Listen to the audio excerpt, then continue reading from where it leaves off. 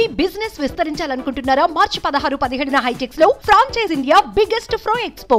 మావోయ్ వెళ్ళిపోతాండ్రు పారిపోతాండ్రు అంటూ ఇప్పుడు బీఆర్ఎస్ లో కేకలు వినిపిస్తున్నాయి. వల్లపోరా వెళ్ళి పిలుచుకొచ్చేయి అంటూ కండువా మార్చుకున్న నాయకులను కూడా ప్రెస్ మీట్ మధ్యలోంచే లాక్కొచ్చి తీసుకొస్తున్నారు. తెలంగాణలో బీజేపీ బీఆర్ఎస్ మధ్య కొత్త వారు కొనసాగుతోంది. ఇక మీరు గెలవలేరులే అంటూ బీఆర్ఎస్ నేతలకు బీజేపీ వేస్తున్న గ్యాలానికి నాయకులు ఈజీగా చిక్కుతున్నారు. విచిత్రం ఏంటి అంటే నిన్నటిదాకా బీఆర్ఎస్ బీజేపీ మధ్య దోస్తీ ఉందనే ప్రచారం జరిగింది. ఒక రకంగా చెప్పాలంటే అసెంబ్లీ ఎన్నికల్లో ఈ ప్రచారం కూడా బీఆర్ఎస్ ఓటమికి ఒక కారణమయ్యింది. ఇప్పుడు అదే బీజేపీ బీఆర్ఎస్ను మింగేయటానికి ప్రయత్నిస్తోందనే చర్చకు తెరలేచింది.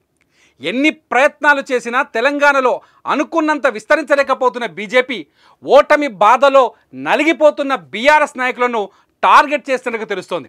మా పార్టీలోకి వస్తే చాలు మీకు టికెట్ వచ్చినట్టే అని బీజేపీ బంపర్ ఆఫర్ ప్రకటించినట్టు చర్చ నడుస్తోంది. ఇటు బీజేపీలో చేరుతున్న బీఆర్ఎస్ నేతల సంఖ్య కూడా అలాగే కనిపిస్తోంది. నిన్నటిదాకా బీఆర్ఎస్ అధినేత కేసీఆర్కు వీరభక్తుల్లా కనిపించిన వారంతా ఇప్పుడు బీజేపీ కండువాలు కప్పుకోవటం అందరినీ ఆశ్చర్యానికి గురిచేస్తోంది.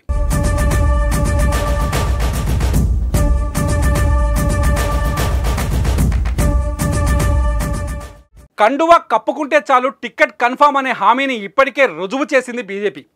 బీఆర్ఎస్ నుంచి బీజేపీలో చేరిన ఇద్దరు నాయకులకు మొదటి జాబితాలోనే టికెట్లు అప్పగించింది. జహీరాబాద్ నుంచి బీబీ పాటిల్కు టికెట్ ఇచ్చింది. ఇక్కడ బీజేపీ నుంచి రాజకీయంగా ఆర్థికంగా బలమైన నేతలు ఉన్నప్పటికీ వారెవ్వరినీ కాదని బీఆర్ఎస్ నుంచి వచ్చిన పాటిల్కు అధిక ప్రాధాన్యం ఇచ్చింది బీజేపీ. ఇటు నాగర్ కర్నూలులో కూడా అదే జరిగింది. స్థానిక సిట్టింగ్ ఎంపీ పోతుగంటి రాములు కుమారుడు భరత్కు వెంటనే టికెట్ ఇచ్చింది. రాములు బీఆర్ఎస్ నుంచి పార్లమెంటుకు ప్రాతినిధ్యం వహిస్తున్నారు ప్రస్తుతం. దీంతో బీజేపీ ఎప్పుడు పిలుస్తుందా అని ఎదురు చూస్తున్న బీఆర్ఎస్ నేతల్లో ఆశల్ని మరింత పెంచినట్టయింది. రెండో జాబితా రేపో మాపో వస్తుందనే లోపే బీఆర్ఎస్ నుంచి ఏకంగా 4 నాయకులు బీజేపీలో దూకేశారు. నల్గొండ లోక్సభ టికెట్ కోసం కేసీఆర్ వీరభక్తుడు సైదిరెడ్డి బీజేపీ కండువా కప్పుకున్నారు. మహబూబాబాద్ ఎంపీ టికెట్ కోసం బీఆర్ఎస్లో కీలక నేతగా ఉన్న సీతారాం నాయక్ కూడా కండువా మార్చేశారు. ఖమ్మం నుంచి జలగం వెంకట్రావు, ఆదిలాబాద్ నుంచి నగేష్ బీఆర్ఎస్లో బిస్తర్ సర్దేసి బీజేపీ గూటిలో అడుగుపెట్టారు. అంతేకాదు మరికొంతమంది నాయకులు బీజేపీ ఆఫీస్ నుంచి ఫోన్ వస్తుందని ఇంకా ఎదురు చూస్తూనే ఉన్నారు.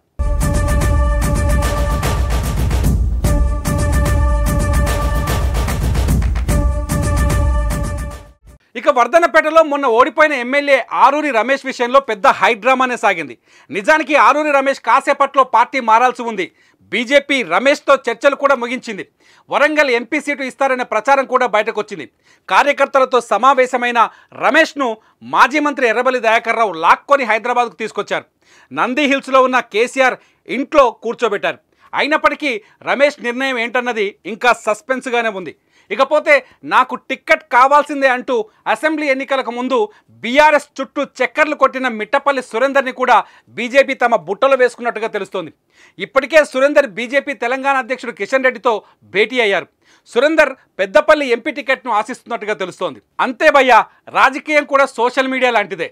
ట్రెండింగ్లో ఉన్న టాపిక్ గురించే పబ్లిక్ ఎక్కువగా మాట్లాడుకుంటారు. రాజకీయంలో కూడా పవర్ ఉన్న పార్టీలోకే నాయకులు క్యూ కడతారు. మరి మీరేమంటారు? కామెంట్ చేయండి.